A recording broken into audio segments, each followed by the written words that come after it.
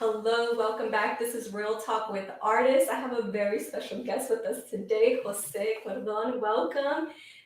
We are getting things set up right now. Give us a moment. Let's see. There we go. This is a simul stream. We're currently on simul streaming live on Twitter, on YouTube, and also on Instagram. So we got two cameras going on right now, and we're setting things up. So thank you so much for your patience. So you're gonna probably see me looking at two different cameras as I wait for Jose to join me. Okay. Jose, can you hear me? Probably not. You can't probably hear me right now. Let's see. Oh, there we go.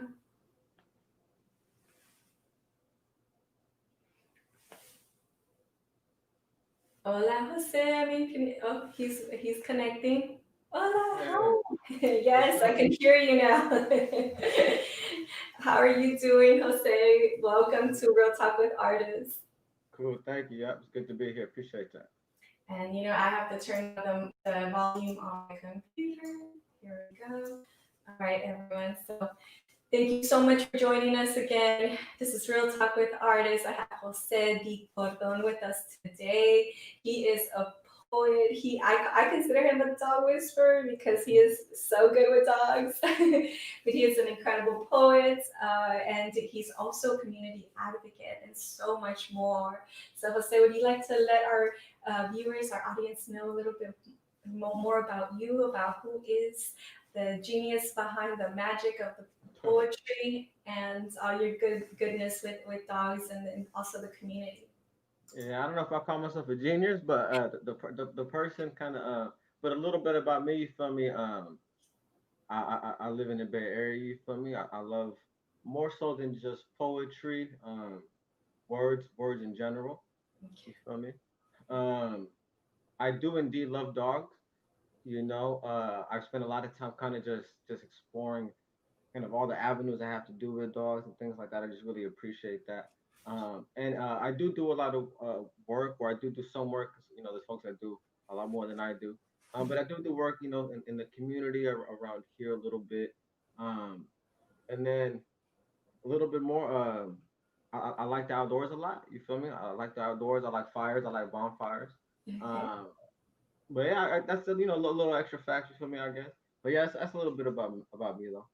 I love it. So tell us, Jose, this is how I met you. I met you, I believe it was through, I believe, an Instagram post. Somebody posted or reshared one of your poetries with us, and it really captivated me, captivated my attention, and it's something that you and I had just been, we're talking about right before we came on. It's this, you have a great gift of being able to what I call reignite this empowered expressiveness in others and reignite motivation in others. And this is that the idea right behind reading is that essentially this human experience is so difficult for us, right? And oftentimes we're as adults, we're constantly being faced with this dilemma of reigniting our own flame. And when I saw your poetry, I felt that. I was like I felt so empowered myself. It hit home. You have a poem that really resonates with me on your immigrant story. You also have this amazing poem about love, about your partner, and yeah. So there's so many that absolutely resonate with me. And then also when you do spoken word, you can feel your inner flame, your spirit. And so, can you tell us a little bit more about Jose the poet?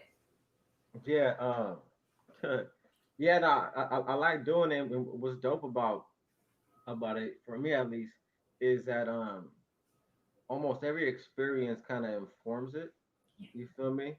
Um, so whether it's like me doing some type of research on, I don't know, global warming or something like that, at some point I could come out in a poem. If I'm dealing with a certain situation in life, at some point that'll come out in a poem. So what's cool about kind of having that as something that I do is Yeah, that everything informs it. You feel me? yeah, What isn't kind of so cool about it is because everything informs it. Is I feel like I don't know. I feel things a little bit extra. You feel me? Which is I think how I'm able to kind of put some extra emotion through the poetry. You feel me? Yeah. So kind of like it's cool because everything informs it, but it's also not so cool sometimes because things seem to affect me just a little bit more, which is why the need for the expression comes into play. You feel me? Yeah. So that's a little bit about it. I don't know if maybe I could clarify some more if you like, or Yeah, well, you mentioned that you feel things a little bit more, and that to me stood out. So when you feel things, is it visceral? Is it emotional, palpable? Like what? How do you when you feel something, and is oh it and also what you're feeling? Is it triggered by what is it triggered by essentially? yeah. Yeah, visceral mean I'm not too sure what visceral means. I'm I'm completely sorry. blanking Yeah, for me. I'm No, no, sorry. it's all good. But I'm gonna use context clues. You feel me? I love it. I'm I gonna love use context. it. Yeah. Um, yeah, it's for me, I could definitely feel. For me, I could be like I kid you not, I could be like on social media or some or YouTube or maybe watching the news or some, and then like some will come up and I pay I pay some attention to it, and then what I mean is I feel it is within like 30 seconds of me seeing something that I don't really that kind of gets at me, I'm kind of getting mad, but that's producing uh like a tears like tears almost you feel me like just but I think that is because every time I see it, through something, it feels like a helplessness, and so I think that's where that reaction comes from. You Right. feel me? And so if that's what visceral means, then Yeah. yes. Yeah. And what triggers it is really anytime anybody's like messing with somebody really in whatever context, you feel me? It could be like one thing that I really don't like is like when cops will harass street vendors, or anybody harasses street vendors, but now that I say that, anybody, um but especially because I've seen cops, I've seen them do it, I've seen them do it. So like that, you feel me? I really don't like that. When I hear like bullying stories, you feel me? Um any type of like mistreatment, like those type of things, you feel me? Like the cops, the things that go on with cops, you feel me? When they be killing folks, and any of those type of situations, um, yeah, They move you. Yeah. yeah, you feel me? To the point where sometimes, you know, there's certain periods where I won't look at that for a moment. You feel me? Just because I know what my reaction is every single time, and depending on what it is that I'm looking at, and especially now this is a problem that I don't think I'm alone with this, but I know that I have it. Is oftentimes I'll reach for the phone as one of the first things I do when I wake up. Yes. So let's say like I reach over and then I hit on I go on social media or I go on YouTube, and then I come across this video, and it's one of the first things I'm seeing, within like the first 30-40 minutes. Right. It kind of it sets a tone for the day a little bit that I'm not always so pleased with, because it just kind of I guess I take it like I'm supposed to do something about it right then and there, Right. right? And not realizing that the work is done, um, all day throughout the day. You feel me? In little pieces, big pieces. So yes, so that's kind of what triggers it. Any type of I I I wouldn't necessarily call it an injustice because it's not just injustice. You feel me? Or unless justice is everything, that's like anytime somebody who has a little bit more power is like messing with somebody else that don't, I really don't like that. Or even like one thing that I don't like either Yeah. is like pranks of like people that go and like and just like randomly like smack somebody or like I don't like those stuff. Like some people find those funny. I don't know if I would call it an injustice. You feel me? Because um, but I don't like that type of stuff really triggers me. So Um, it sounds like bullying. yeah, it's essentially, yeah, yeah, yeah. Yeah, it sounds like you were the kid in that playground where there was a bully. You'd come over and be like, "No, this is not gonna happen. I'm not gonna let you bully on this person." I don't know actually. I don't know. I have to think about that actually. If you did that as a kid, I can see it a I'm, little bit. I know I did it once when I was in high school. But if it was I wasn't alone. I was with some other folks. But if it was something I did like throughout my childhood, I don't know. I have to look back at my childhood bank, memory bank. There you go. I'm having you reflecting today, Jose. Yeah. So does this all like is this what drives the Cordon concepts? Tell us what is Cordon concepts. It's a catchy name. it's It's a great it, hashtag. it's I wanted to I'm gonna take it two pieces. One, I'm gonna tell you kind of where the name actually why I just came up with that Instagram name. But two, I'm gonna answer kind of what I think your question meant. So the first one is Cordon Concepts really just came because at the time, I wanted to become like a public speaker type, and so I was playing with things, and we had came up with this Facebook page, and at the time the name that we had put was because I reached out to some other folks to help me out was Jose Cordon Ventures, right? Jose Cordon Ventures.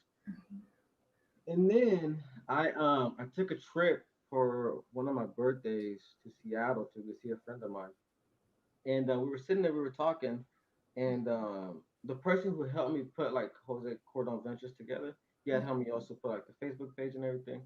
And so when my other friend was looking at it, he's like, man, this sounds a little corporatey. You feel me? Or it sounds like it just because even with the background and everything, you feel me? Like it just don't sound kind of like you. So anyway, so that got me thinking, and Cordon Concepts was it just kind of flowed a little bit. You feel me? And then in terms of my friend thought concepts was actually too big because he was like, what is concepts? You feel me? Because what anything is concepts. Yeah. And so I guess that's probably it now. And now I'll get more into what it means now. It originally started as just like a catchy name. You feel me? Yeah. But I guess Cordon Concepts what it's developed for me, I guess, what it's developed into for myself is or what it means is I'm very curious. You know, I've very for a long time considered myself a nerd. Um, I like to learn about just about everything. Um, literally, you feel me? I forgot who I was telling this to, but I like to see how they put doors together. I like to see how ecosystems change when you take a certain species out. I like to see how oh, this is the what I remember. I told her I like to see how tires are made. Just everything and anything. You Yeah. feel me? I'm just curious about. Um, so concepts just kind of meaning like ideas, just processes. Just I'm into all that stuff. You feel me? Yeah, absolutely. And then when I see it, it's more so like the concepts that come out, like what you're sharing through your poetry. That was like my understanding, right? The what you shared through your spoken word, and I like you think most mentioned. people might take it like that. I Mhm. think. And what you share, because you're also a public speaker, correct? You can you tell us a little bit about that and what types of public speaking engagements do you like Yeah, to do? yeah. So you know, I officially tried or went after becoming a public speaker a few years ago, and I remember the exact kind of situation and everything. But prior to that, though, I had started doing little presentations and performances, I guess you could call them, in high school, and mostly some songs, but mostly poetry, and people would react. It's a trip. Very emotionally. You feel me? Like they would cry, and I laugh because it honestly it trips me out.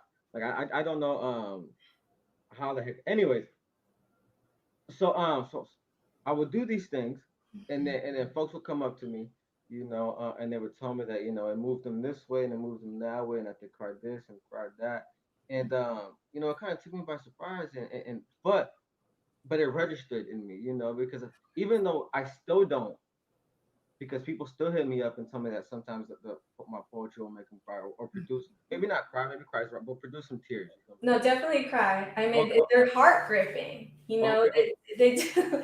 okay. So people will still hit me and tell me that, and it still trips me out, because I don't understand it. But anyways, when it first started happening, I really didn't understand it, but I knew that something was there.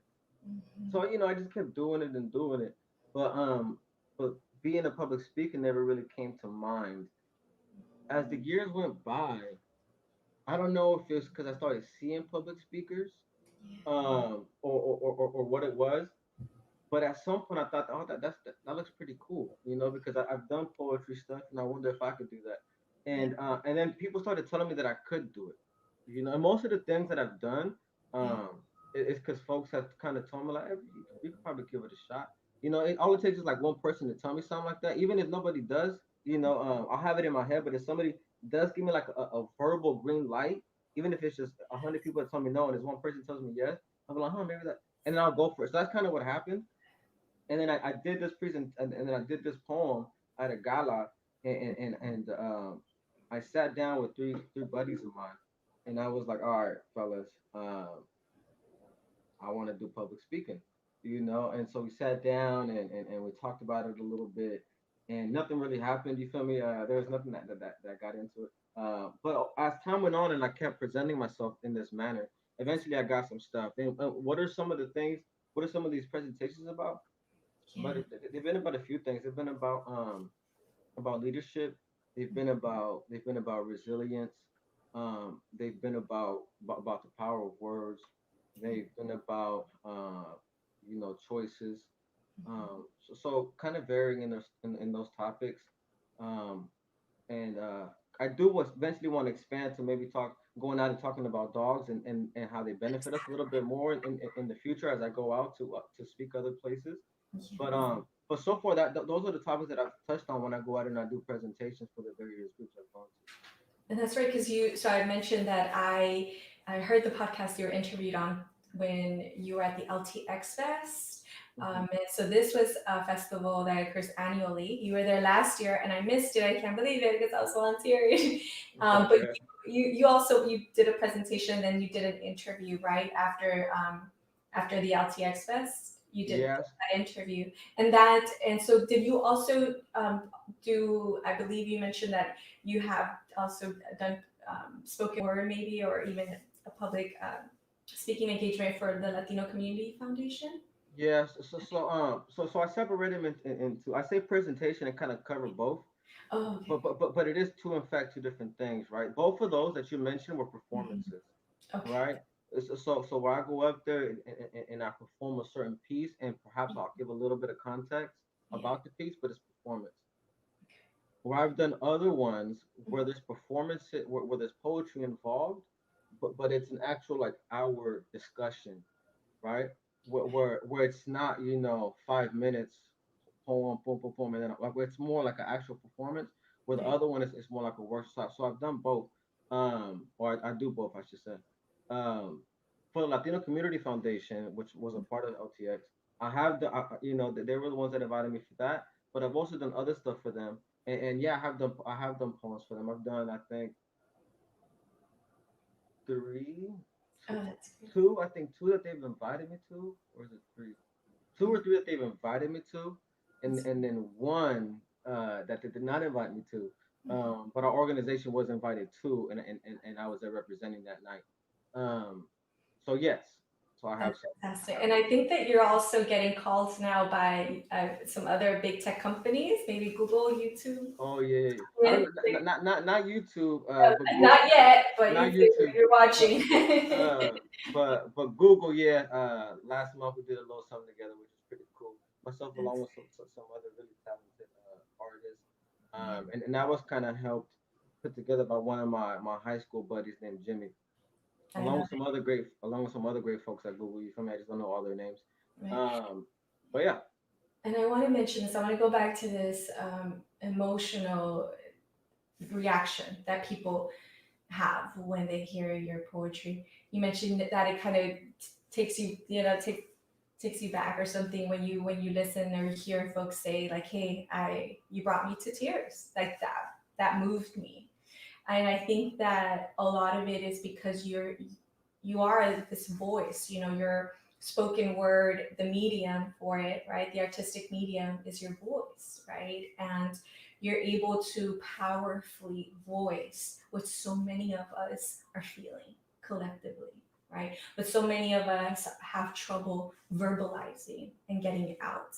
And here you are doing it for us, right? And I think that's what generates these tears, or maybe perhaps these memories that we hold back, through trauma, through traumas that we've experienced in the past, whether because we're immigrants or first gen immigrants or second gen immigrants, we've all experienced trauma. And your delivery is so powerful, and everything, all everything that encompasses your poetry is just so powerful that that's what really moves that type of elicits that type of emotional response, I must say. So thank Well, you. I know I've cried from other poets. So I know it happens. You know what Right. I'm saying? Because it's I've definitely heard. Well, I mean, movies too, depending on the movie. You feel me? Um, I've had those reactions. It's Mhm. just a trip that it could happen like the other way. You know Yeah, what I'm saying? that But you're but here, capable. but here's what I will say though. Because earlier I had said where it's like a blessing and a curse a little bit. Because one of the reasons why I am able to voice some of those things, right, and some of those sometimes what aren't the most pleasant of memories, is because I spend a lot of time thinking about them. Mhm. You feel me? Because that's really the only way that I could pull those out. You Yeah. know, so in that process, I'm not a very happy camper. You know what I'm saying? Because so that's kind of what I mean. Where it's like that blessing and that curse. You feel me? Mhm. Because while I am able to put it out, the process of getting it out requires me to kind of be in that state and dwell on whatever those. But I think that's for a lot of artists. Of course. You feel me? For them, in order to create some of these pieces, they have to be there. So it is kind of like that. So anyway, that's kind of what I meant, you know. I love that.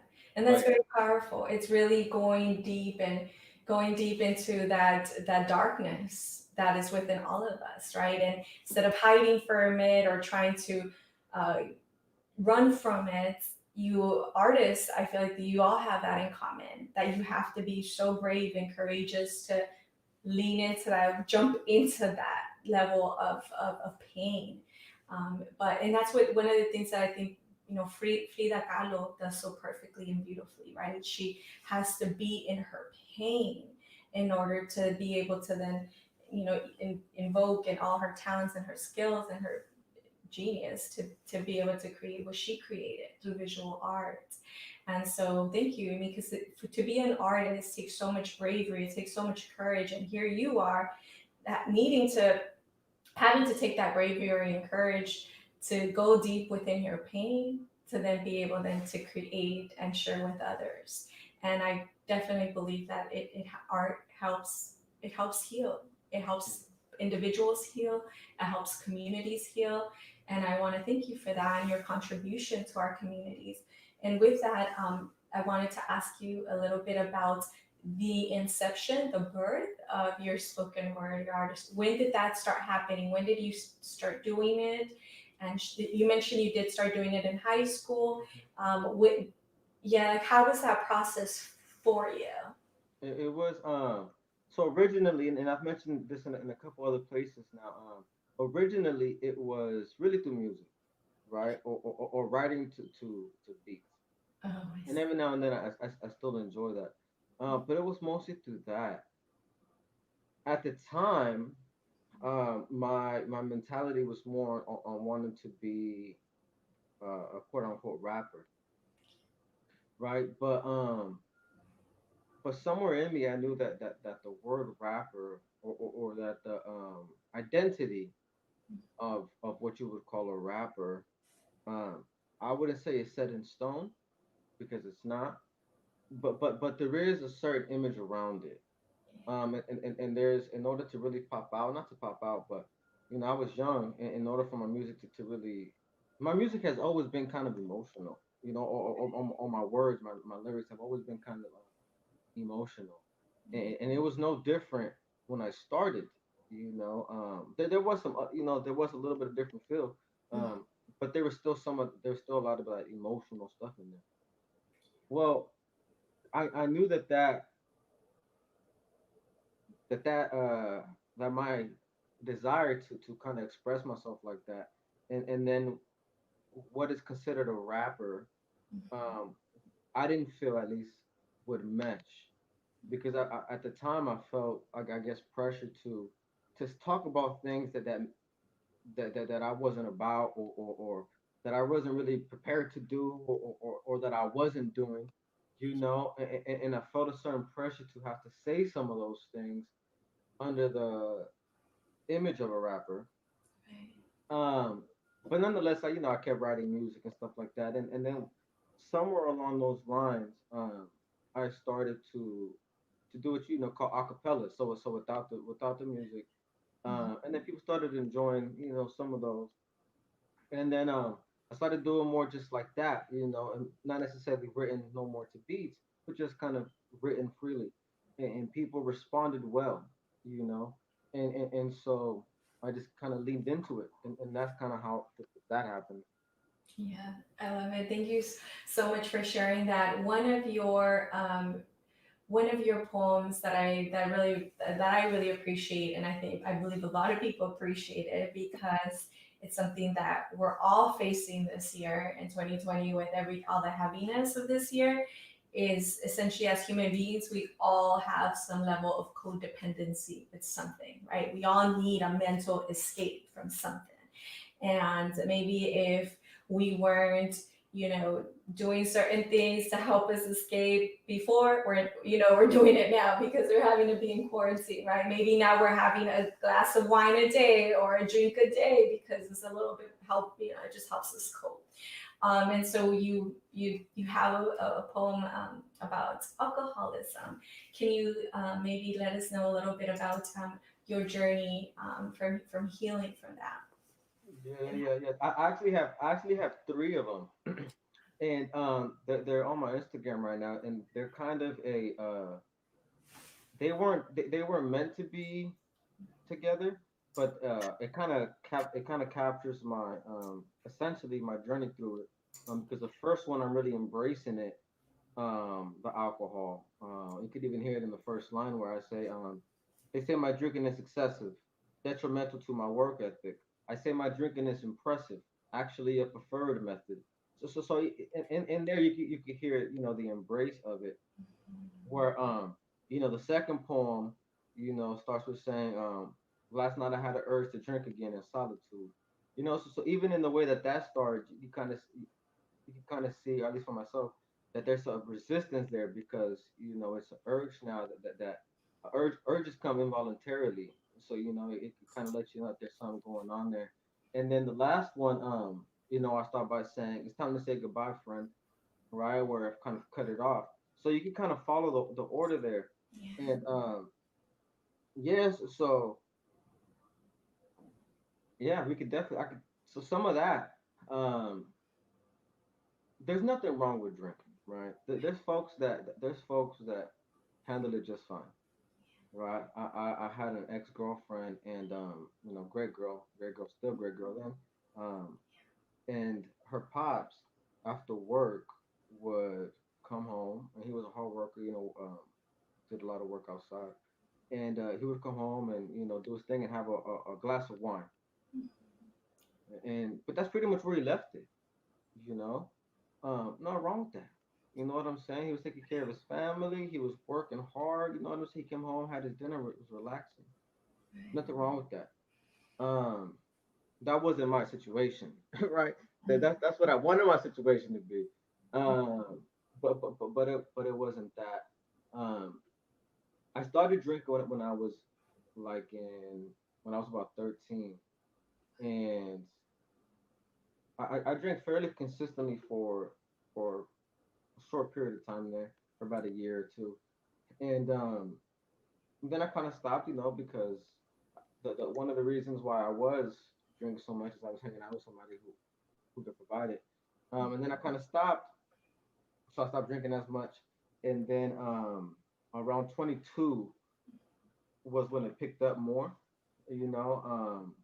And so yeah, it was just a way to cope with things. And so really, this happened, and this came out of one of my poems where I realized, because in the poem I said, last night I had a urge. What did I say? Oh, last night a urge appeared and whispered into my ear. If you buy a 12 pack, you could just have a couple of beer. You could just have a couple of beers. Oh fuck it, grab some henny. The liquor store is open and near. There's nothing to fear. Plus, when you're drinking, your poetry is more open and real. So when you think about it, it's like the liquor is hoping to heal. So it kind of was this place of uh where I thought it was healing. I thought it was a place where I could tap into some creativity. Um and yeah, and it didn't turn out well, because there's too many times where I lost control of it. You know what I'm saying? And it happens to anybody when it comes to alcohol. There's a certain threshold where you lose control. Um and all it takes is really one time to really mess you all up. That's Um so thank yeah, so you any for sharing. yeah. So if you have more questions, we could keep going about this too. But I mean, there's a few things I Yeah, can talk about too. I do, because I did hear your podcast interview again, and one of the things that stood out for me is that you did. I did hear some type of um, understanding that you had in terms of that correlation between maybe some type form of addiction, some form of codependency, and creative blockages. And one of the things I believe I heard you say essentially is that we're all born, we all have this like need to create, right? We're here to create, but then if we suppress it, that's when things can essentially start going away for us. And I'm super paraphrasing what you said or trying to reiterate, but can you maybe elaborate a little bit on that, if there is a correlation, if you find that there is a correlation between some type of codependency and creative blockages? Or so you mean like people have creative blockages when they're not when Creating, people right? Did you feel that? Because I thought yeah, I thought I heard that in your interview. Like maybe when we're not like when we're not expressing, right, our innate talents, when we're blocked, we tend to like then seek some type of something else. yeah. So actually that's kind of twofold. And you're talking about the interview with on Latinx America, huh? That's right. That's Yeah.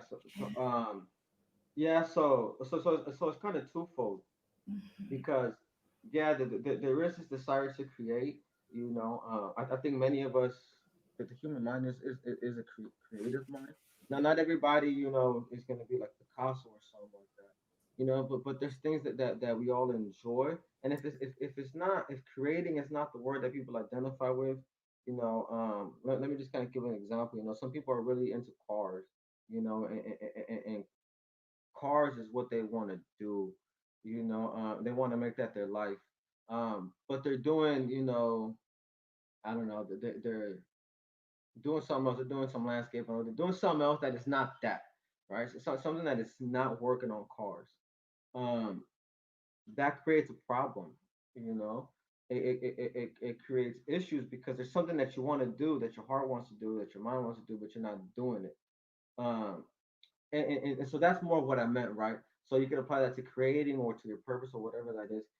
So that's one part, but it's twofold because the same applies the other way, where where where it's really kind of where I fell in more into was where there's some folks that believe it is through alcohol or through some other form of intoxication that you become more creative, Mhm. right?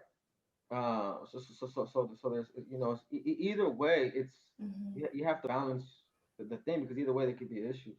Right. Um, and so that's more what I meant. Where at a certain point, one, alcohol became a way to just kind of dive into my emotions, I guess. Okay. Um, just to kind of like, fuck it, I'm just gonna feel them right now. We're just gonna do this. Yeah. Um, and but in that too, there was this kind of thing in my head where that would tell me, and I think it's other people have. other artists maybe relate to this, is if I am drunk or intoxicated, um, I could be more open with what I'm saying, right? There's less there's less, not writer's block, but there's less purposeful blocks, where, no, let me hold on to this, so that people don't know. Where when you're open, when you're drunk, you're like, fuck it, let me just let the people know about this, you know. And so you feel like you're more like open to create and whatever comes to you. And let me plug my computer in because it's about to die. But yeah, so it kind of goes twofold though. I'll be right back. Okay, okay. Sounds good. Thank you so much. Hi for folks joining us on Instagram. Thank you so much. I know it's a midday. People have things to do. For folks joining us in other platforms, thank you. If you have any questions for Jose, please chime in. We want to make this as interactive as possible. He is here to have some real talk with us, y'all. So we're asking him all the tough questions. Cool. All right, I'm back. Yes. Perfecto. Thank you. Thank you. So that's one of the reasons I believe I mean, I definitely brought that up. I feel that we all need, we're all in need of some outlet, right? Is to channel.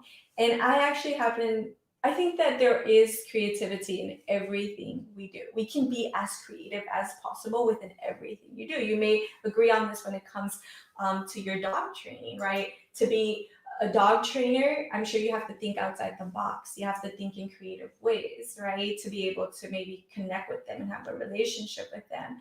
And that's how I feel about, creativity and like an artistic expression. We may all have different artistic mediums, but even folks that like say law attorneys or you mentioned cars, folks that want to fix cars.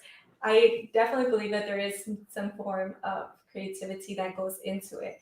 But thank you so much for sharing the realness and the rawness of the fact of the matter is to dig deep into that pain, right? Those emotions, like for you was like, alcohol helped for you to feel that emotion and those pains. For some of us, it may be mushrooms, with some shrooms, like it makes us go deep in that pain, right? And so now it's being used for therapeutic Yeah, purposes. so I do want to make that distinction, because people go into drinking and go into taking mushrooms very differently. And so I do want to say that, you feel me, for folks that are like, oh, drinking is like taking mushrooms. I've never taken mushrooms. Okay. But there was a period in my life, or not so long ago actually, but where I was really, just kind of going through it and just looking for ways to kind of get out of that funk. And mushrooms came to my attention, so I started looking into it. And then I've had conversations with various folks regarding mushrooms and its effects and this and that and its benefits. And it is not like drinking, right? There is some great creativity. There's some great creative potential when you drink. Sometimes I'm gonna say sometimes. I'm not gonna say no, because the matter of the fact is there's been some great artistic stuff that's been created under the influence. Like, I'm not gonna deny that as an artist. You feel me? Yeah. But there is no true intention of healing behind drinking. Like nobody goes into drinking thinking like, oh, I'm gonna be a fucking better person. By drinking this fifth of vodka. No, nobody, or if they do, Mm-hmm. then I would love to meet them, because I don't know how that will No, work. no, yeah, that's true. Where Mm-hmm. mushrooms, Mm-hmm. I know people who have gone into it like that. I want to see I want to see what the funk is all about inside of me. So when I come out, I can have a better understanding as to how to proceed. So I do want to make that distinction for folks that are drinking and folks that are, eating mushrooms. Um, yeah, because I haven't, like I said, I haven't tried mushrooms. But I've done some research into some of their medical benefits. Yeah, they are some medical. I am actually a big advocate on microdosing Oh, of definitely. mushrooms. Yes, absolutely. I had suffered from complex PTSD for a long time, and it was in within the microdosing of the mushrooms that it just absolutely turned everything around for me. And so there's definite health benefits. I think Washington D.C. was it D.C. that just passed um, No. made it legal, and I think Oakland now has made mushrooms legal as well. So Oh yeah. so those are all good. And you're right, because the thing about mushrooms is like that it is for the benefit of healing. So I'm a huge advocate before I recommend any type of prescription medicine, any type of prescription drugs for mental health. I will say try microdosing. With a microdose, you don't feel any kind of, you don't get high from a microdose. So that's that's something I advocate on. But thank you so much for sharing that, because that's very important. Those are big two distinctions. I want to touch base a little bit about your dog training. Tell us about how you went from how did you start getting into dog training? I hear your babies right now. Oh yeah. Yeah. Yes. So I got into dogs when I was like 18. Yeah, around 18 or 19. Our family had got a couple of little had got a little dog. We had other dogs before. They didn't really pay him no mind. We had got this particular dog called Canelo, and then we got him a little brother. Or we got his brother, I should say, called Beethoven. Wow. And somewhere in my experience with him, I started to look at documentaries and started to, just kind of look. I told you I'm a nerd, right? So I like to look into things So, and into like I like to look into like everything. So I did the same thing with dogs, and what I discovered, what was incredible. I was like, man, this is dope. Um, so I got into it more and more and more, and then at a certain point, I don't know what it was. I decided, let me, what does dog training look like? yeah. So I started looking into that, and then I realized there was some incredible potential there for growth. And I looked into like almost every possible angle, from a business side, um, to the marketing side, which is I guess kind of hand in hand, to the actual relationship with dogs. You know what I'm saying? To the history, to their evolution, to the various jobs and tasks that they do, to how we've influenced them, to how they've influenced us. They have cancer problems now. They have anxiety problems now. Those are all direct results from relationships with us. You know what I'm saying? Um, so yeah, so that's kind of how I got into that though. Was around that period of time, and yeah, I'm a big fan of dogs now. I love it. And but you also like are shy from saying you don't consider yourself a dog whisperer, but you also have these great videos that you share on Instagram about your dog training. And then there's one I believe that it's like with Luz, and just training them and have building this relationship. And I don't know that it looks Let, let like me you. let me just say to everybody watching, everything on things on social media is curated, and if you don't know what curated means, it means that they're edited. You feel me? Um, Those are good videos. it's same thing with those Yeah. videos. You feel me? Yeah. Those are great. They look dope, but I've edited some of them. Um, I would not call myself a dog whisperer, Uh-huh. um, just out of respect for Caesar Milan, Okay. because I'm nowhere at his level. You know what I'm saying? In this industry and in that field, what Yeah. I will say is that I'm very very well versed in the human canine bond, right? Yeah. Um, so I will say that. So I can I can train your dog. I can break down what's going on with him or her. I could tell you, I could do all of that. Yeah. But just because uh, Caesar Milan is like I want to make sure people, So anyway, I'm very, but I am very into it though. In some of those videos, the processes look kind of quick, and sometimes they are. But like I said, everything is edited. And so those are, those are 2 3 minute videos sometimes. When the reality of it is, that it was going on. The reality of it is that I could have took it was like an hour session. You know what I'm saying?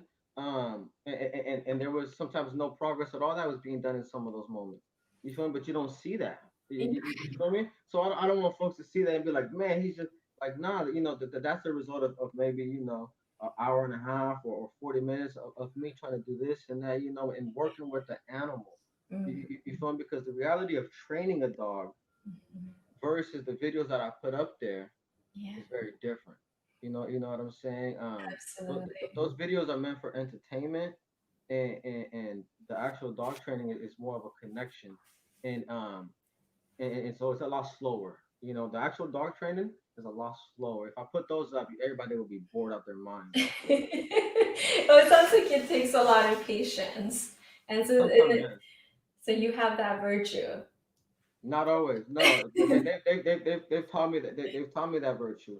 Oh, Because what I've learned, and it's a lesson that I still have to be reminded of sometimes, in various in other places of my life. But yeah. what I've learned through dogs, um, with that virtue of patience, is Mhm. that when things are done out of frustration, you often have to do them again. You feel me? Um, and when it comes to dog training, if you train a dog out of frustration, you often have to like train a dog twice as long or three times as long because now you've damaged the relationship. The dog has a little issue with you, so you have to rebuild that, rebuild the confidence, and then train your behavior again. You know what I'm saying? So they've taught me that, because naturally I don't think it would have came. If it wasn't with an objective, that I had to be patient to get a result. I don't know if that it was a natural thing. They definitely taught it to me. I love that. That's so perfect.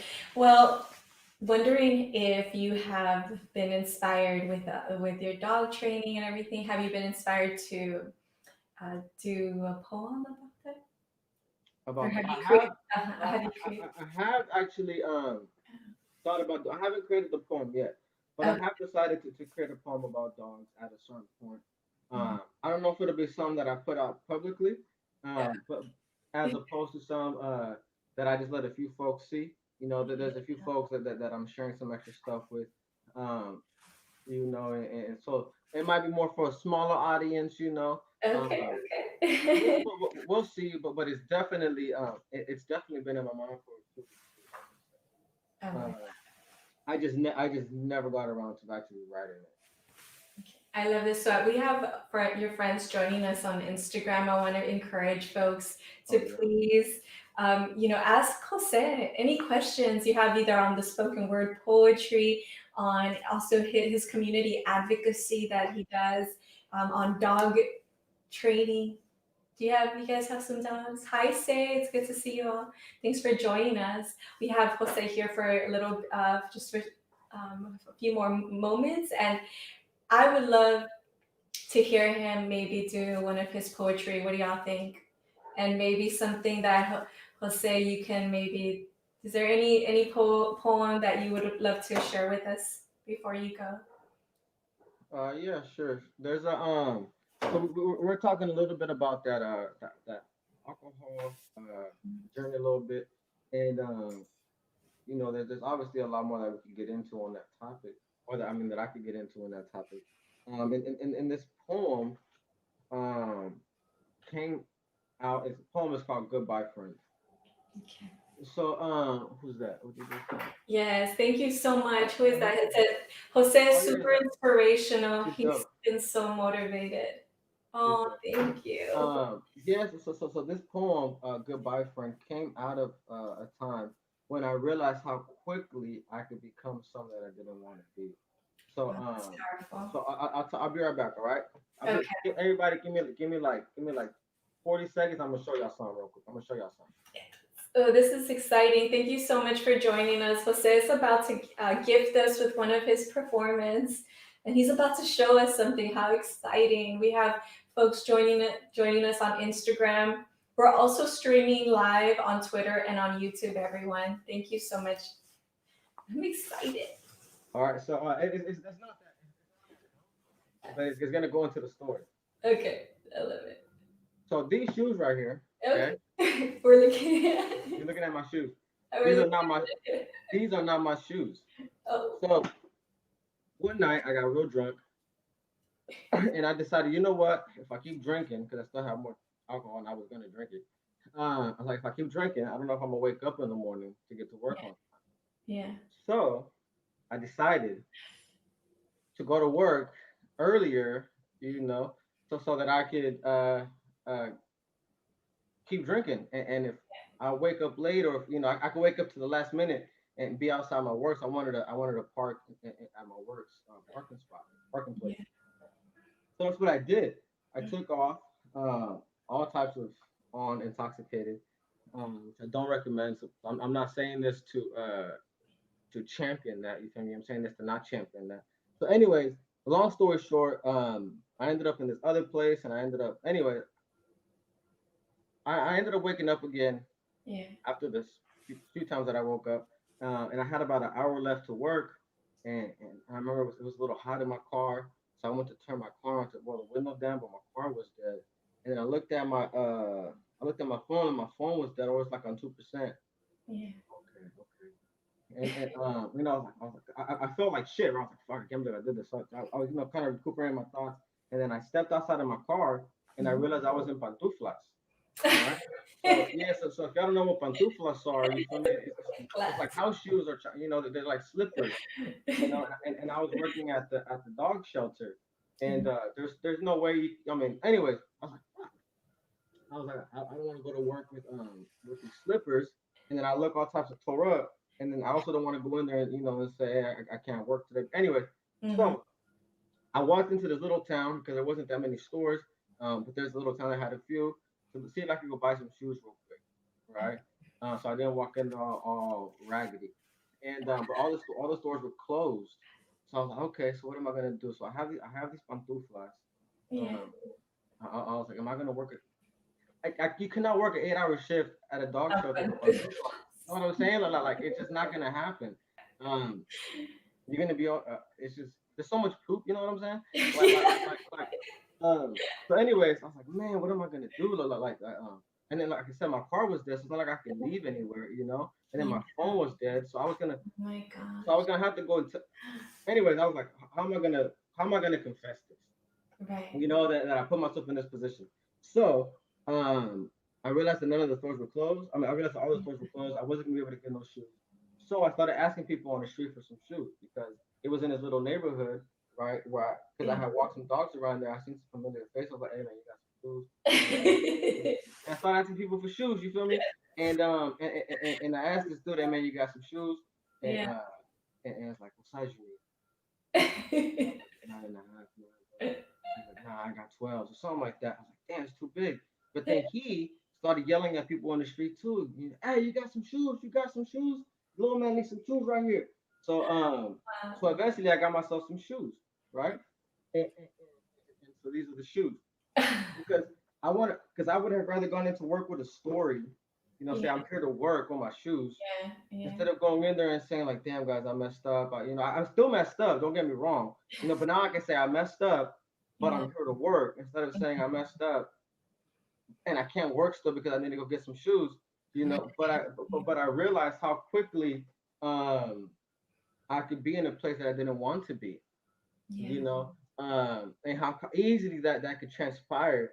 And Mm. not to mention that alcohol led to a horrible night. Uh, Wow.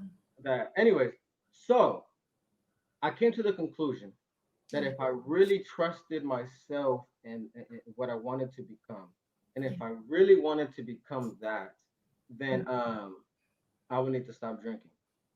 Because drinking would always, no matter how much I thought I had it under control, it would always find a way to bring me back down. And there was countless times where I've had to, you know, how would I say it? That I had to come back from losses because of alcohol. Whether it's professionally, whether it's romantically, whether it's you feel me, with family or whatever have you, you feel me. So um, so I wrote this poem "Goodbye Friend" because I was kind of tired of all of that. So the poem it's called "Goodbye Friend," and it goes like this: It's time to say goodbye, friend. It's unfortunate this had to come to an end, but then again, you weren't really much of a friend. So in terms of friendship, there isn't much to defend. I was young when we met, and back then I was highly impressed the way you got along with everyone and you made them connect. You let them let loose, decompress all their stress. always sharing with our homies until nothing was left. I looked up to you. And when we kicked it, I always left the plans up to you. Trusted that you knew what to do. A trust I never thought that we would lose, but you were selfish in your pursuits, and that isn't cool. Even if you are an ego boost, it's just a tool you use to manipulate like sharing prison food. Yeah, I see you, fool. So you can keep your gifts, your empty promises, your loud talking and all your hollering, talking about who want these problems then. But all you do is bring problems in. So of course you have some to give. But you see, the problem is you. You and I are not compatible. Your actions are rarely admirable. And even after all the love I gave to you, you still try to take me down the suicidal avenue. Where the fuck's the loyalty? So this is goodbye, don't call me. I will not have you storm me. It's in me, not on me. And it was in me the day that you saw me. You don't make me funny. You don't give me depth. I speak from the heart with pride with my chest. I could dance without you, at least a two-step. And if nothing, I'll learn. Look, there's no need for you left. You don't make me clever. You don't give me courage. My desire to fight is something that I was born with. So goodbye, it's been real. You don't give me swagger. You don't make me charming. Plus, I'm keeping my money so you can keep all your bargains. You never pay tabs, and you miss all the fallout.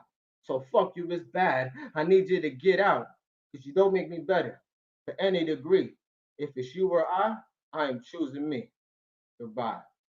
And so that's that poem right there called Goodbye, Friend. Whew. I know people are feeling that. Thank you so much, Jose. That's so powerful. Like, we're getting all this love through Instagram. People could also comment if you're on Twitter or YouTube watching us. It's powerful. Like, and it's just your voice and your cadence. Like, it's so raw. It's so good. Thank you. So, before Instagram and everything logs us off, I want to let folks know how can they get in touch with you. We know folks are here on Instagram right now, which is CordonConcepts. Right at Instagram for those that are on YouTube, Twitter. This is how to find Jose. But also folks that may be interested in having you present and do a performance. Maybe would you like them to DM you on IG, or should they email you? And what is that email? Yeah, they could do both. So I do answer most DMs unless you're coming at me with some like bullshit or something like that. You feel me? But I do answer most DMs, so you can definitely go that avenue. Or email as well, which is cordonconcepts@gmail.com. Oh, beautiful. And you have a friend, it's Bree. Bree, thank you so much for showing some love. She says, I love when you break things down because there's always a story and meaning to it. It's Oh very yeah, for personal. sure. Most of the poems that I've written Yeah. have some stories behind it for sure. We love it so much. Yeah, I mean, folks are coming in and we're about to wrap up, y'all. But this video is going to be saved on Instagram. And also, yeah, we're also on YouTube. This was brought to you by my small business called, it's an ethical multimedia agency called Green Media. We are a woman of color owned and operated ethical agency. And I've always wanted to meet Jose ever since I saw your performance and your spoken word. It's just you're very talented and gifted, and thank you for sharing those gifts with all of us.